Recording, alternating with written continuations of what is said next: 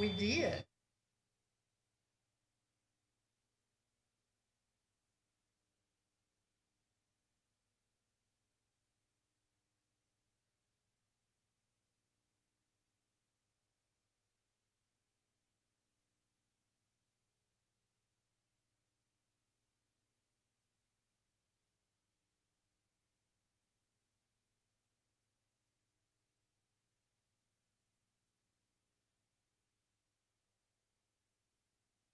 I think she took 5 days to go through and take out all the closed items.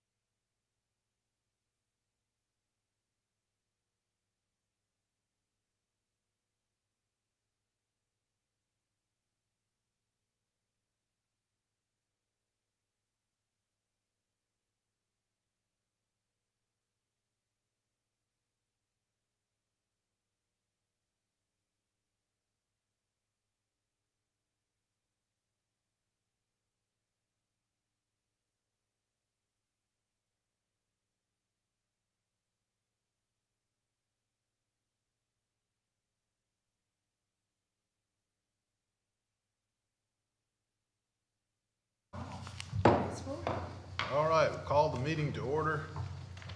Historic Preservation Commission. We don't read anything out for this one, do we? No, not this That's one. just the design You were review good. people. All right, well, do the roll call. Let's see, Trudy Grisham Here. and Phil Wiring. Here. Let's see, we got Angie Whittington Here. and myself. And looks like Dodie Hall, Michelle Washington are absent, and Caroline Duncan. All right, so we'll need to approve, first we need to approve the minutes from the April 11th meeting. We didn't have a June 13th meeting. Can I have a motion to approve the minutes? I make a motion that we approve the minutes of April the 11th. I second. All right, all those in favor, say aye. Aye. All right, so moved. Okay. So now we have to do the election of a chair and vice chair. All right. I thought we just did that. Didn't No, you're looking at the minute. Oh, I'm looking at the minutes. Yeah. My bad. All right, good. So, It's been a long day. first All right. up is National Register nomination. Yes, okay. So, let me get, this is for Simpson's Florist. So, because the city of Decatur is a certified local government, before the National Register application is reviewed at the state and federal levels, they give the city a chance to review it and weigh in on it. So this is the reviewing of it at the municipal level with the HPC. So y'all all had one of the final drafts in your packets. The state's been going through and editing typos and adding some of those fixes, but other than that, it has not changed. This Simpsons is at 902 6th Avenue Southeast. So here's one of the maps that was submitted with the nomination. So you see it down there with the star. There's crooked, so it's funny. And it has two resources. So not just the building, but also the sign goes with it. And the period of significance, and this is the building from the side. The period of significance is 1957, when it was constructed, through 1973, when a delivery bay was enclosed. It's listed at the local level of significance for commerce and for architecture. So for criteria A, and this is just to show you sort of the interior plan, it's fairly compact. So there's the front lobby that most of you have been into. There's a workroom in the back, along with conference room, a lot of storage and coolers. So this is sort of the front. This is looking to the side. This is the workroom, which has the original tables and the original cutting knives, the flowers. This is the walk-in cooler. And under criterion A, it's listed for one of the earliest post-World War II era commercial establishments on 6th Avenue. So you'll see there from 1957, that is a full-page ad in the Decatur Daily that shows the building and all the different firms that helped build it, from North Alabama Glass to Stone Lumber, Alabama Brick and Tile, even Columbia Neon Sign Company.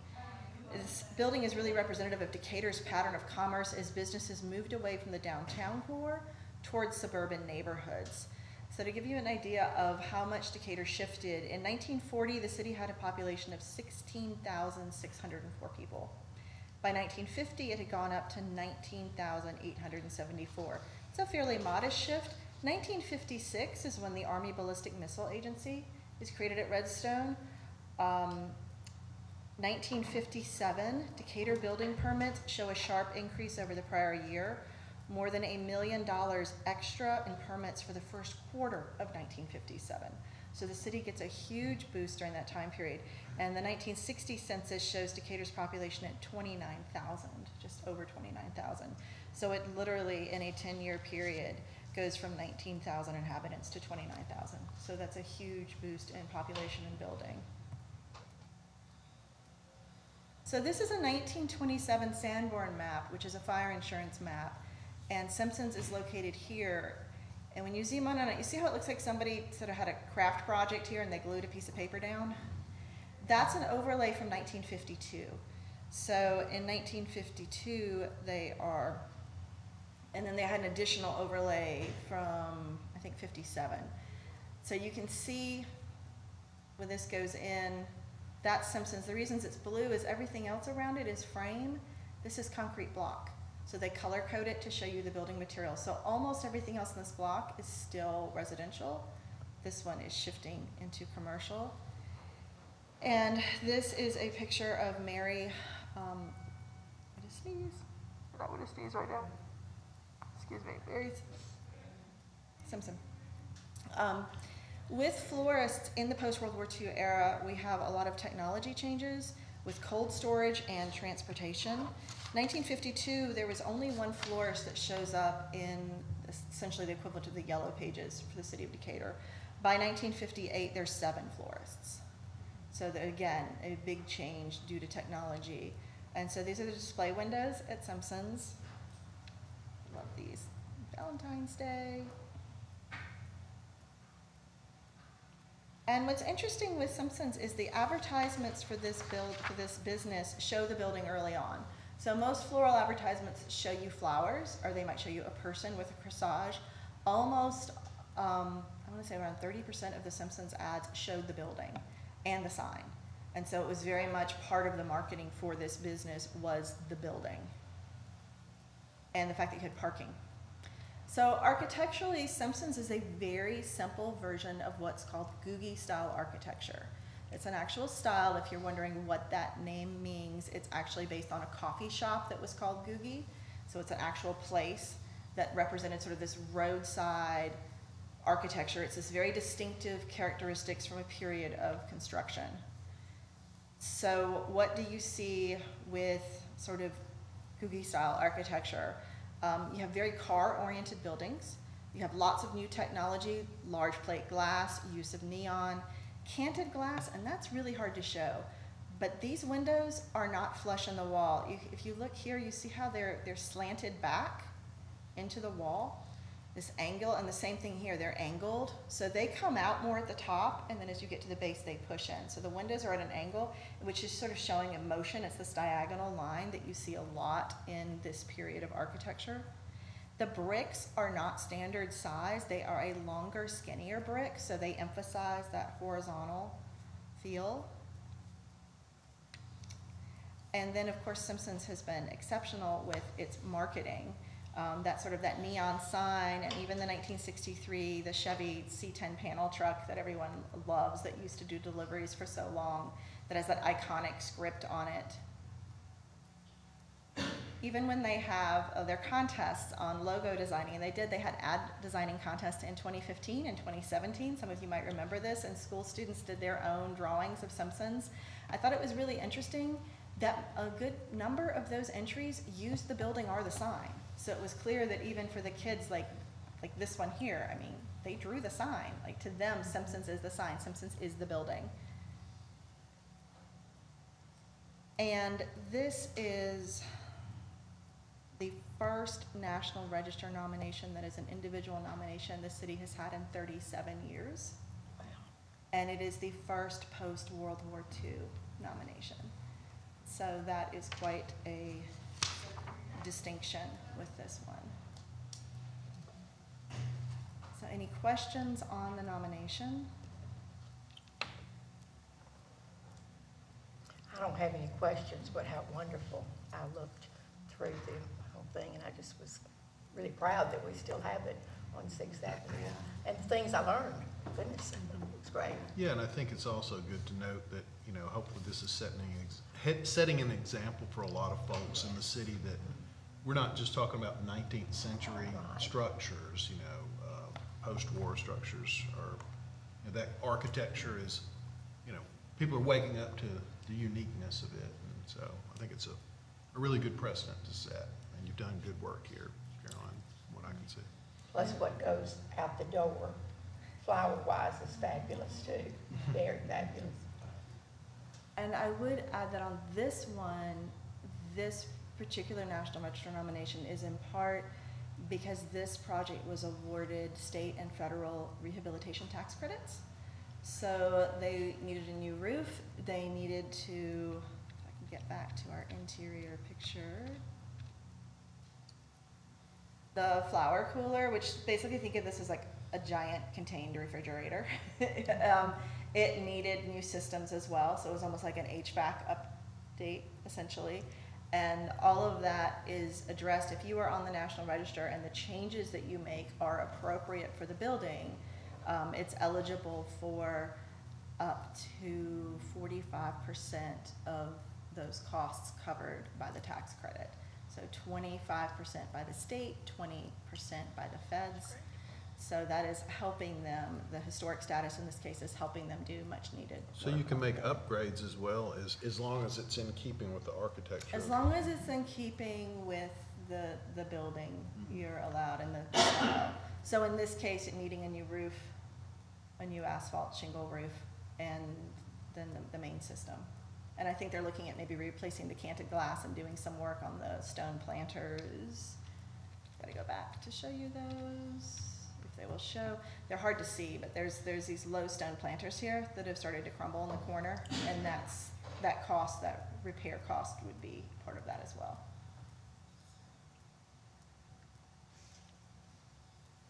So then, this is y'all's chance. I would have a motion on supporting this, going to the National Register, because then I need to send a letter back to the state notifying them. The motion to? I make a motion to wholeheartedly support it. I'll second. All right. Everybody in favor, say aye. Aye. Carries. Okay. Great. And I will give brief updates. Since we last met, they are working on a historic structures report for Old State Bank.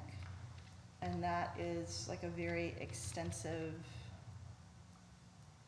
building checkup.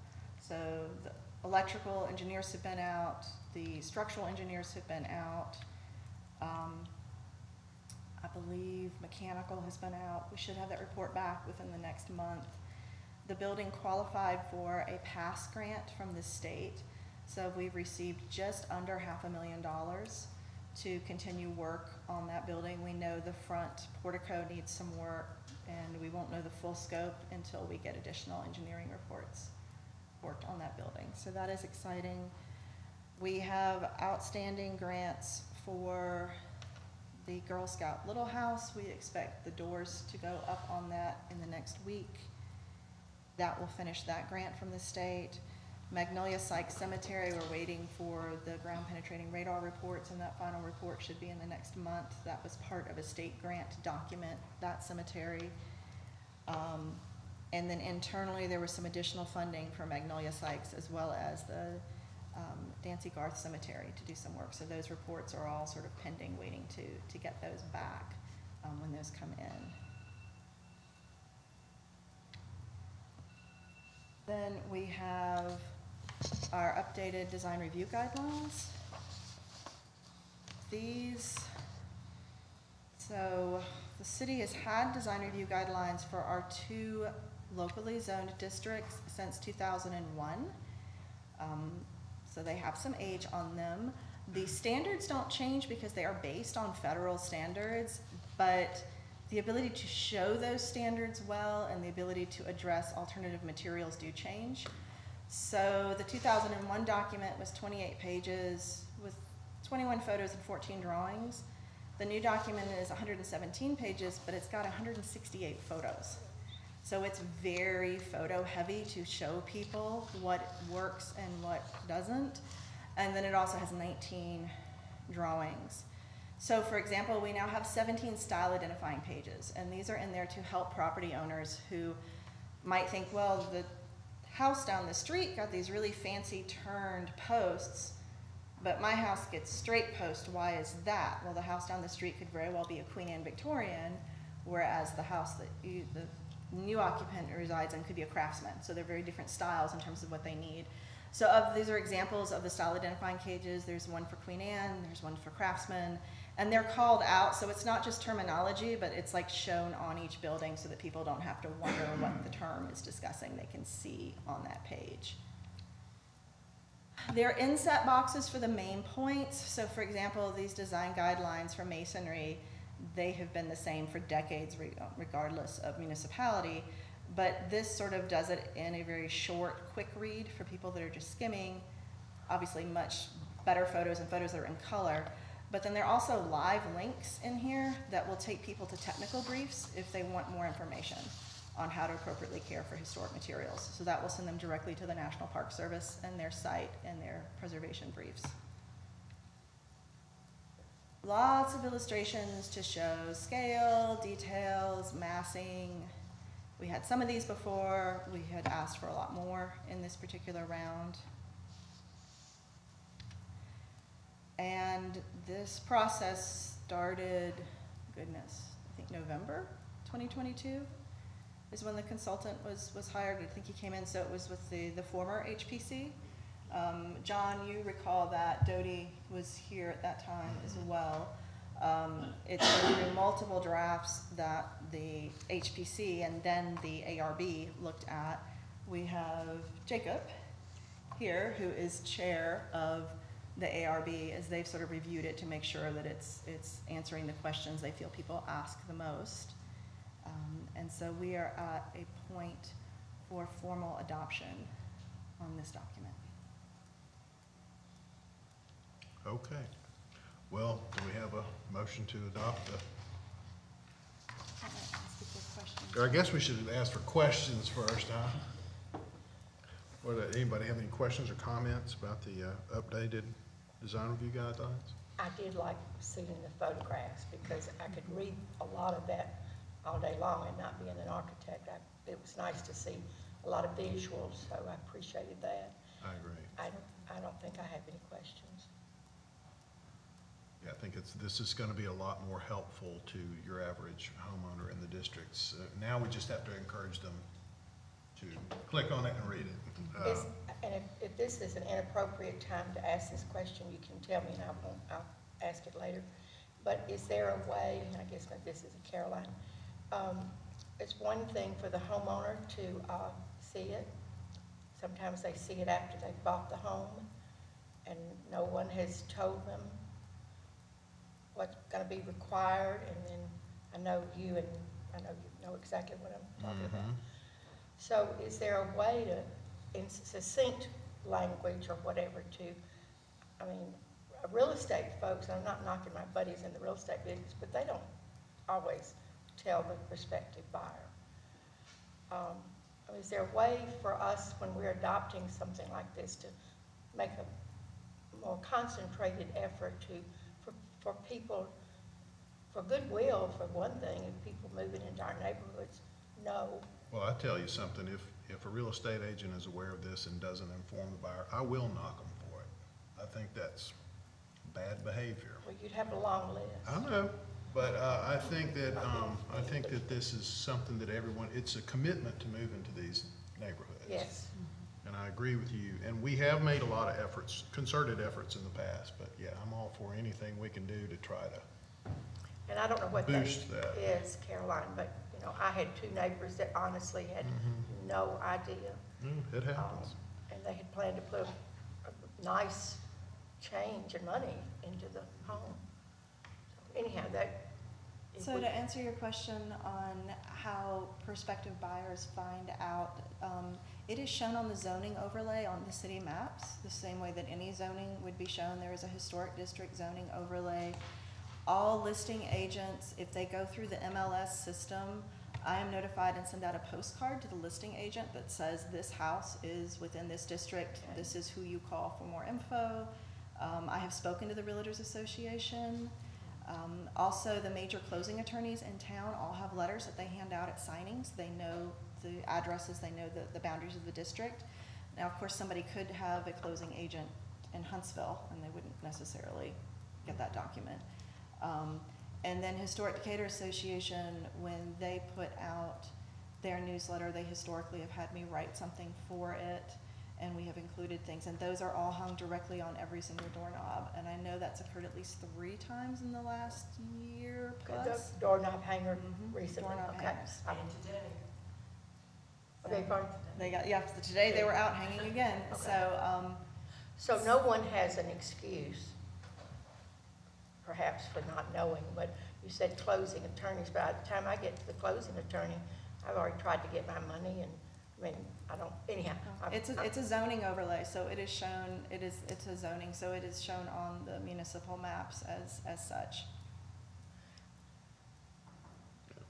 I did not see anything like that when I bought my house.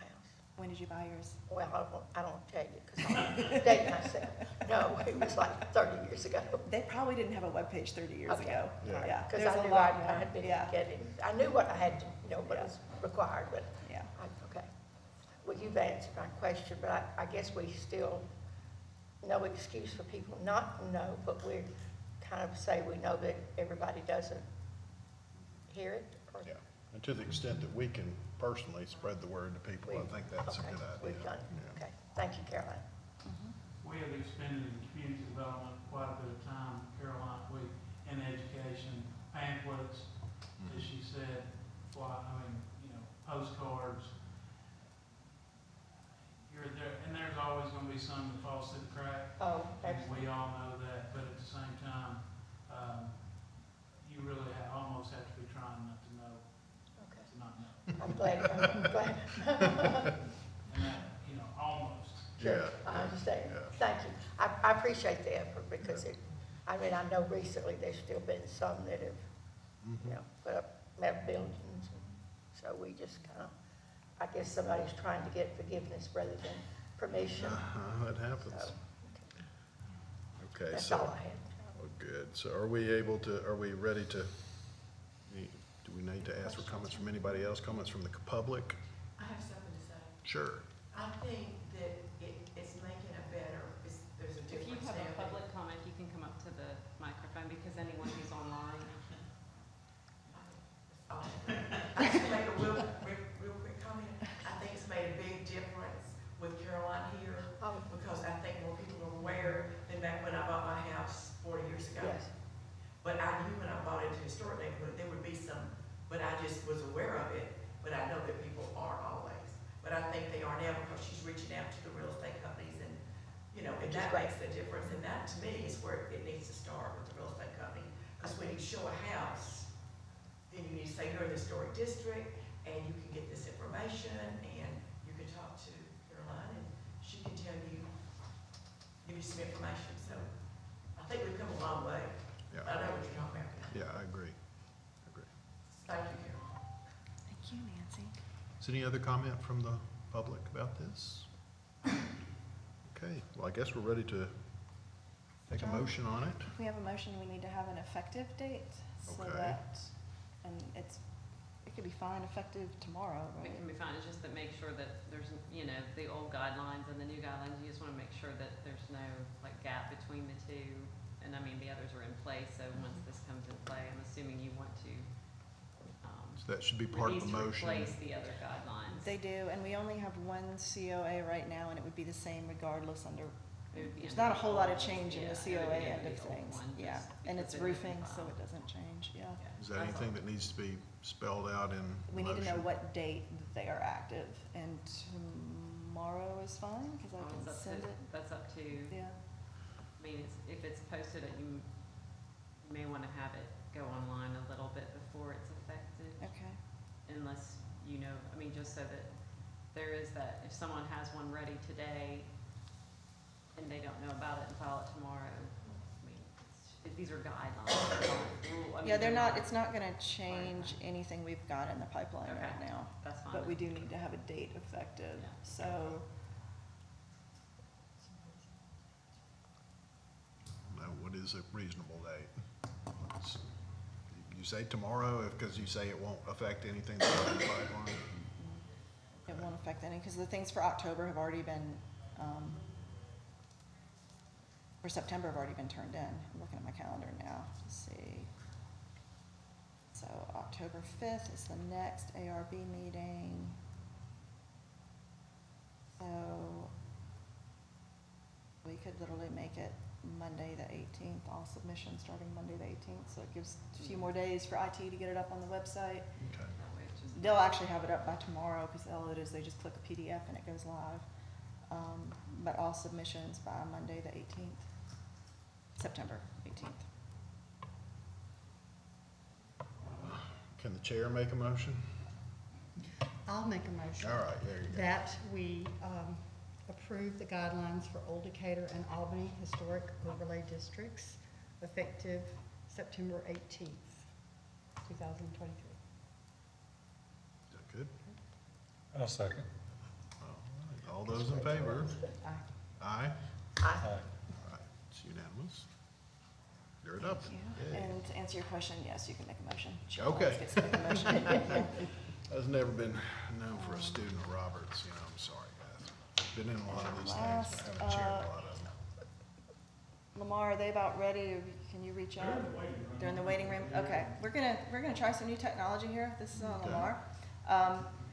The underrepresented community grant that we won from the National Park Service. So we are very excited about this. All of you have this. Those of you that came in, you can grab one from here. So City of Decatur was one of 10 municipalities in the United States to win an underrepresented community grant from the National Park Service. This is to update the stories that we have for buildings in our 5 National Register districts, because some of these areas are quite old, and we have a handful of individual nominations that covers them too. So the nominations could be 30 years old, so they're a little Spartan. So it's to update them with any relevant stories on African Americans or on women. Those are the 2 underrepresented communities that we have the largest gaps in. And the firm that will be doing this work is Urbanist Media. It is a historic preservation and digital media service, and they specialize in essentially underrepresented communities with historic context documentation and podcasts. So we're going to have them dial in. They are in various places in the country right now, and they're going to tell you a little bit about their timeline, when they will be in Decatur, how to reach them, the types of stories they're looking for.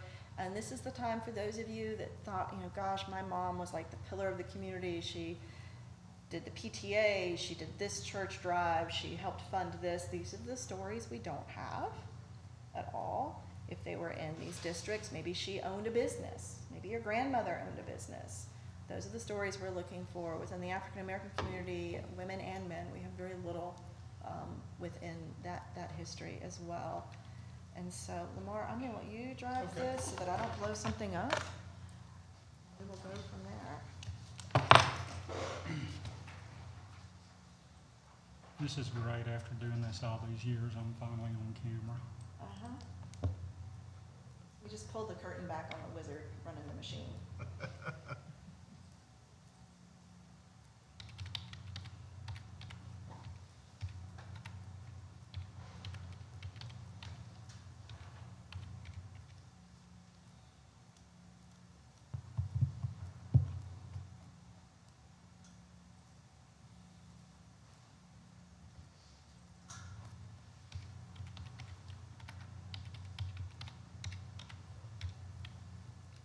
You did let them know that they were going to be going at the end of the meeting. Good deal.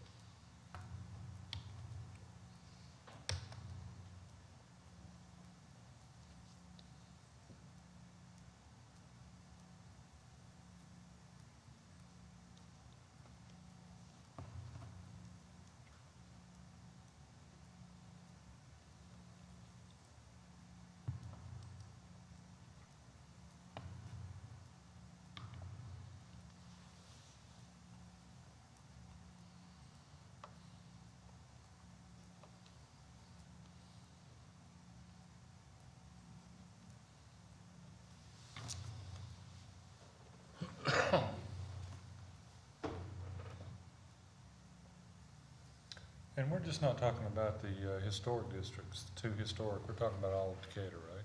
Yes. The National Park Service is specifically to update existing National Register nominations or okay. to support new ones. So it needs to be tied with a building that is either within a district or has the ability to be listed. Yeah, so it could be outside the district, but it has to. But it has to tie into a Yeah. building that has the ability to be listed or to a site. So it has to have a tie to one of the 2 historic districts? is what No, you're we saying. have 5 National Register districts in the city. Oh, okay. So it needs to either have a tie with one of the 5, or a tie with one of the individual nominated sites, or the ability to be a site that can be newly nominated. Okay. So a story about a fabulous person, but there's no building left to connect them to, they're specifically looking to update the National Register files. So that's what this grant is for. It could go toward context or whatever, but it wouldn't, Yeah. really you need to, they're trying to tie to specific They're trying to, places. for buildings that need to be marked as either eligible for funding or within districts. Lamar, are they on? They don't appear to be, they were in the waiting room earlier, I don't know if we need to drop them. I mean, they got tired of waiting.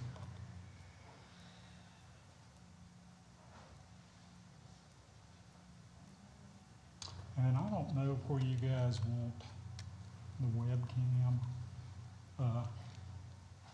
John Allison. Sure. Y'all are on candid camera? Mhm. Make us proud, John. Yeah, there you go. It looks like it kicked I'm the them one that off. showed I up just with a got tie, text so. from her. Okay.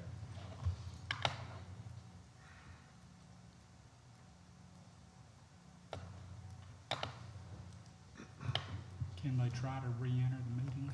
Yeah.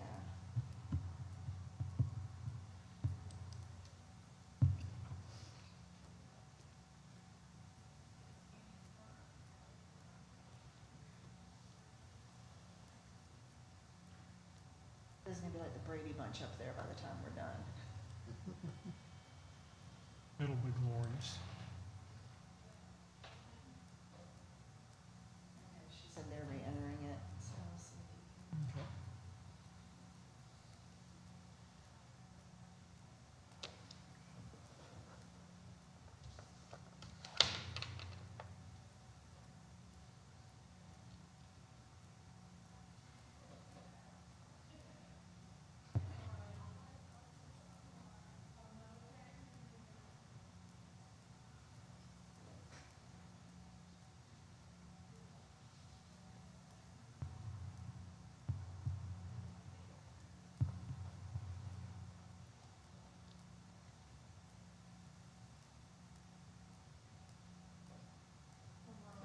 Dry run, how many screens does it have? We had Connor, their IT guy, Vanessa. Decca? And so what we can do is, if we get them in here, we've got some control over them. On your agenda tonight, or this afternoon, have you already addressed everything that would affect Historic Decatur Association? I'm kind of here just to take notes for. What do you think, Caroline? Well, this group will be working on stories for the Albany and Old Decatur neighborhoods. Right. So we don't have anything additional after them on the agenda. We have a meeting tonight. Yeah. Thanks, Carol.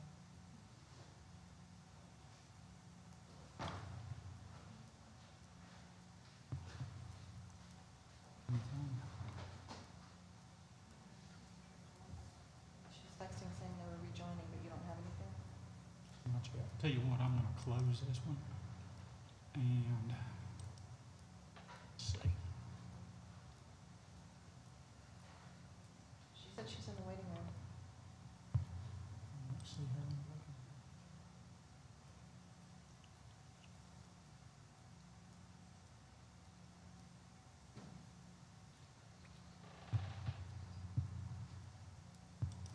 Let me get back here and try something.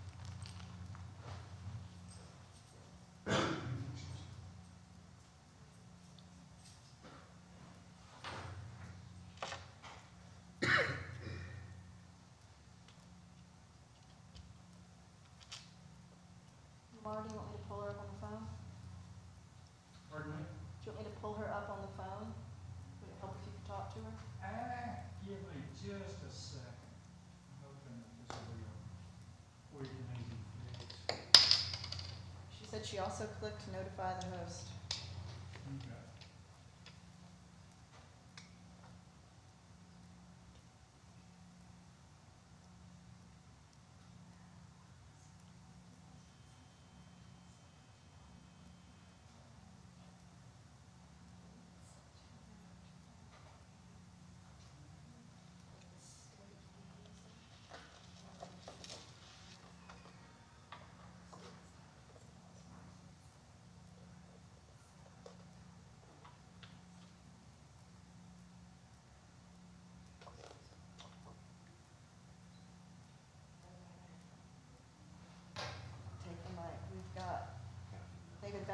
say something real fast before they move on to more interesting endeavors this evening. I just want to let y'all know what an asset Caroline has been to our city there, and in the historic district and everywhere. I did not even realize the historical significance of our building, and had she not come by and talked with us, nothing that we've done today would have been possible. So I want to give her a huge congratulations on that, because she dug up all of the stuff that you saw there were things that people that we've known in this town, and nobody remembers seeing any of that.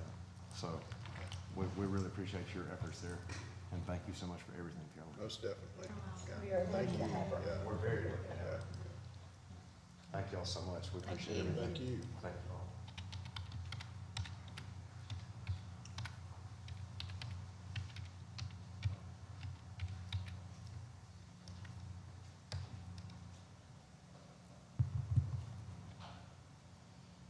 It's a great building. It's a great building. You know, the building over there by Gibson's is similar. The stone, but there's nothing in there right now. Is there? That used to be the printing company. Daniel's Quick Yeah, Print was in there for years, but I hadn't thought about it. It does look kind of like that. it's got similar, I don't know who owns that building either. I don't know. it's not as well taken care of, obviously. Oh, I just love the neon sign. Yeah. There we go. Awesome. Great victory. So Can we hear them? Is it set up? they should be able to through the TVs.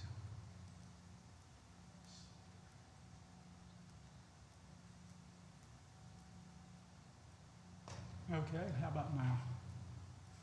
Can y'all hear us, Decca? Yes, we can. Can you hear us? Yay. Great, hello. All right. Lamar, do you need to sit there to run things? We don't want to be touching any of that stuff. I hope not, but I will. Okay. You're gonna sit there. Decca, we've got Lamar, who is manning the computer to hopefully keep things running on our end. I have handed out the sheet that you gave anyone that doesn't have them, they're outside. And we're gonna let you guys take over. So this is Urbanist Media. In the bottom left is Decca. Beside her, I believe, is Vanessa. And the upper right-hand corner is their IT person, Connor. So we've got like 2 tech people, so this is gonna run, right? This is guaranteed to work. Fingers crossed. Lamar is looking at me like he's not so sure. Connor, I think she's talking to you. So we are gonna let you guys take over. Okay, so there might be a bit of an echo, and I'm sorry. Lamar will tell me if I need to pause for any moment. My name is Decca Hussein Wetzel. I am one of the 5 total people that are working on this project, and 3 of us are here today. We wanted to kind of provide you with the 3 of us as the most public-facing people. Myself, Connor, and Vanessa here, who you'll also meet, we're part of the Urban Roots podcast team. We're a specific subset of Urbanist Media, and I also am a professional historic preservationist. I have a master's degree in historic preservation, so I'm a Secretary of Interior qualified architectural historian, which is a key component for this project. And myself and Vanessa are managing the project in and of itself. And I'll let Vanessa introduce herself, and then we can kind of talk a little bit more about what we're doing. Sure. Hey everybody, hope you can hear me okay. I'm Vanessa Quirk. I am very happy taking part in this project and honored that you all invited us to be a part of it. My background is in architecture, urbanism, and design, journalism, and podcasting. So I've worked for different magazines and different podcasts, and I've been working on the Urban Roots podcast since about 2020. And it's a podcast that's very near and dear to my heart. We tell histories of underrepresented communities. You may not have learned in history class, and we're helping tell stories. Terrible feedback, sorry. We're helping tell stories, interviewing community members, interviewing elders, getting, these stories that weren't always written down, right, and that are in danger of being lost. And so it's really important work, and I'm really happy to be doing it with this team and with you all soon. And I guess we'll let Connor introduce himself as well. Yeah, hi, good afternoon, everybody. I'm Connor Lynch. I am, as Lamar said, I'm in sort of the technical support of the team here to make sure that Vanessa and Becca have everything that they need to tell the story as best they can. In a nutshell. Yeah, so our project, as like we kind of said here, consists of the podcast component, but it also consists of the historical context component. So the preservation team includes myself, will be diving in to try to identify existing historic properties that are important to telling the story of African Americans in Decatur and women in Decatur. So really, the reason why especially the public facing folks are here today is because we really are going to rely on the community to help us understand the stories that matter, help us identify the ones that need to be included in the context, also identify, so through the context there is a component of storytelling and the writing component. We will also be pulling that story through into the podcast in and of itself. And we hope to bring an art talking about the past, but also bringing in the present and hearing more about how the communities are evolving today. I guess Caroline or anybody, if you have any questions, please feel free to ask. I am, happy to share more on anything that you would like more information on. I'm John Allison. I'm the chair of this committee, and then also I'm the archivist for Morgan County. So a lot of the things that I know Caroline has shared with you already, I helped her to gather. So I know that we're all real excited about the project, and definitely there are stories that need to be told. I know that it's a challenge somewhat to try to tie a lot of these to existing historical places, but we've got the people here who can help us to do that. We have so many wonderful stories that are, the architecture is not extant anymore. So, I guess, if y'all can try to communicate to us the types of stories that you're looking for, what kinds of things are you looking for. Caroline and I have already done some brainstorming on this regard, and some people who would be good to talk to, but I know there's one gentleman here tonight, Phil Wiry, who's done a lot of research on both women in Decatur's history and also African Americans. So what types of things, what's your strategy maybe in a nutshell?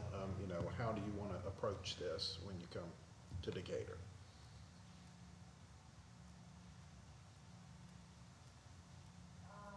Yeah, I can start, and I think Vanessa can kind of sum it up. So I just want to say first and foremost, our main agenda is to really try to gather the stories that we'll choose from the community members, and just as a priority. One layer of this is that we want to understand the authentic stories, and we want the people who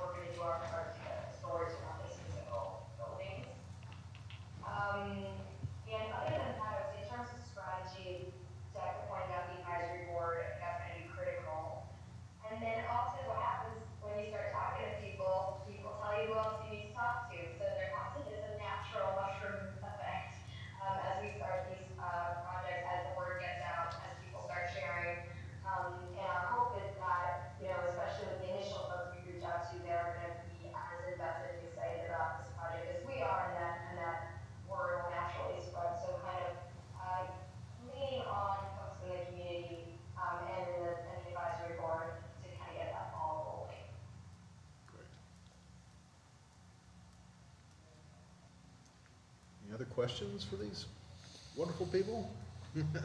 Caroline? Decca, when will your team be here in person? Can you give us a timeline for the project and how it's gonna lay out? Yeah, that's a good question. So, we intend to have our first site visit in January, which is a lot of time to collect the background research. And then we also will be, for those who feel comfortable and can work with Lamar to do some remote oral history collection, so virtual, interviews. And that we can do before we, come into Decatur in January. And then there's another opportunity for us, particularly the core podcasting, to come back out in March to interview any additional folks who need, anyone that come along between especially January and March. And then, at that point, we'll have, by March, have a drafts of our episode, so that we also do know if we're missing anything when we come back out, that we really specifically want to be identifying and collecting. Yeah, I'm sure y'all have already discussed the advisory panel members, I suppose. I do know that another organization I'm part of is the CEOTA organization, which is, that stands for Celebrating Early Old Town with Art. That's something Francis Tate first got the ball rolling on in Old Town, or historic African American neighborhood. And they did a number of interviews with older citizens who, several years ago, several of them who have passed away now by this point, or have gotten on in years to a point where it would be difficult to speak to them. So that is a resource if you want to just look at, of course, you're not going to be able to ask questions, but there's source material there that could be very good for you. So we can, and I would say Francis Tate or Peggy Towns would certainly be able to connect you with that resource, as well as, probably some others. But that comes to mind when you're talking about interviews. And so even though these folks aren't here, we do have them on record. So. That's great. We often, that's wonderful to hear, and we do often try to incorporate existing oral histories, because, we're only two people and we haven't been there forever, so building on work that's come before us is wonderful, and it would be wonderful if we could connect with them. And also, at the end of the project, making sure that everyone has access to all the interviews, so that in the future, if there are any other projects and they want to build on what we've done, we'll definitely make sure that everything we do is accessible to community folks, so it becomes a resource for the future as well. That's great. That's good to hear. Vanessa, could you clarify for people that are not super technically adept what a podcast is? Sure thing. So you're probably familiar with video. And so basically, a podcast is an audio story that instead of hearing it through the radio, you get it directly to your mobile device through an app. So if you have an iPhone, you probably already have a podcast app already in there. And when you open that podcast app, you can search for a name of a podcast. You subscribe to the show, and it could be like NPR. NPR has their shows on the app, so you put in NPR. You put in them, you follow them, and then every time they release a show, it appears in your app. It's like, please, NPR has released the latest episode or whatever it is, and you can listen. So you all can do this now with Twin Roots, which is the name of our podcast. You can go to your podcast app. If you have an iPhone, if you don't have an iPhone, you can download it. There's a variety of apps you can download. We also always put our episodes on YouTube as a video for folks who don't want to download an app or don't have access on a mobile phone. And we also have a link on our website as well, so you can listen on a desktop. So you don't necessarily need to have the app as well. But the primary way that people listen to podcasts is on an app on their phone. Thank you. Yeah, no, it's actually a lot more You just, people just learn by doing, I think. Once you start doing it, you get it. Any other questions for them as they get ready to launch into all things research related for this project? Caroline, is the recruiting the advisory board, is that done in concert with them, or is that something, just what it, how At is the that gonna first be? meeting for the HPC, we took volunteers off the HPC to be on the advisory Okay, board. so that's done. On that end, and then it's larger, there's other people as well, so we couldn't do more than 3 from HPC, because it could not be a quorum of HPC, so we're limited to 3.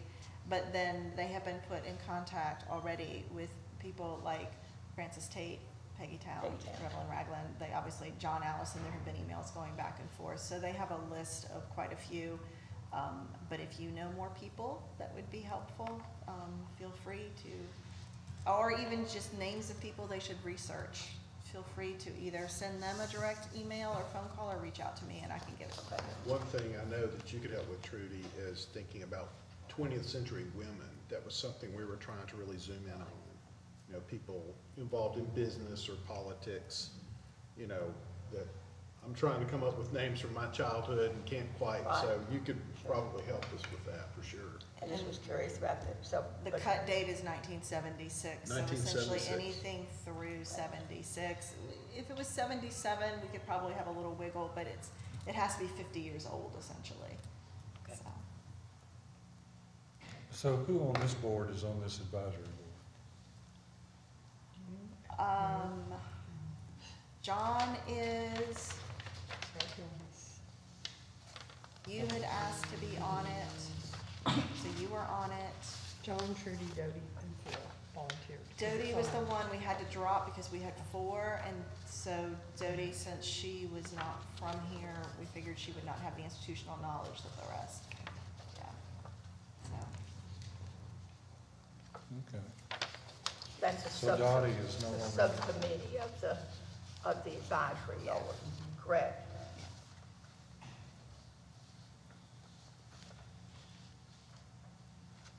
any other questions? Questions?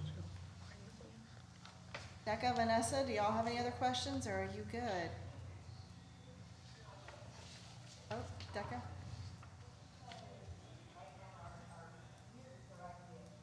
Becca, we can't hear you. Sorry. There we go. I've got my, okay, so because our supervisor John, I was wondering if, you would be allowed to take photographs of the audience. The camera? If it could be useful for us later to be, just at least have one photo of that community meeting if it is allowed. Okay. We could, we don't, I'm trying to think who we've got here right now. I think everybody is city except, sir, I don't think I've met you. I'm new to the community, so. Okay, so do you live within one of the districts, or do you, and you are, I'm Josh Gabriel, what's your last name? Vanderbilt. We got an echo going on, Lamar, how do we? Echo. Oh, okay. How do you spell your last name?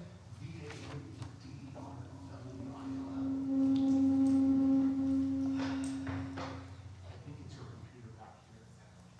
Yeah, we're trying to figure it out.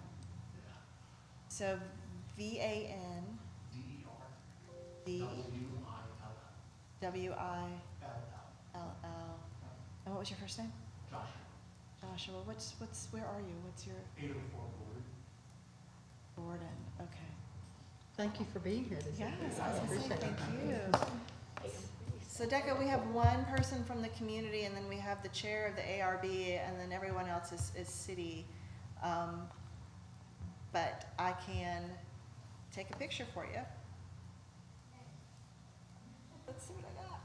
It's gonna be slightly distorted because I'm zooming in, and Lamar's behind me, so you won't get to see his smiling face. But I will. I'm not smiling.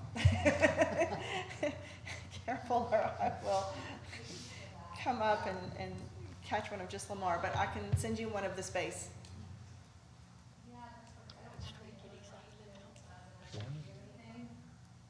I just wanted to thank you all again for this opportunity.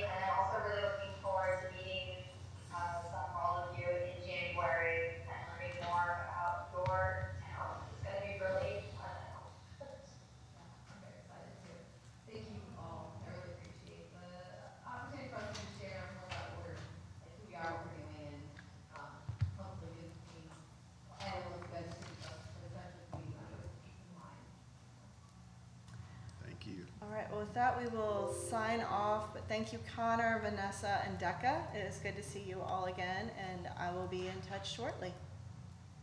Thank you. All right, bye.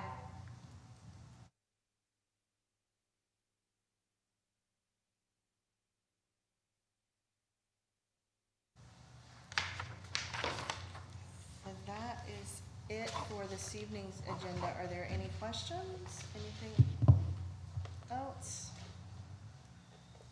I need a motion. Adjourn. I make a motion that we adjourn the meeting at 4:55 PM. I second.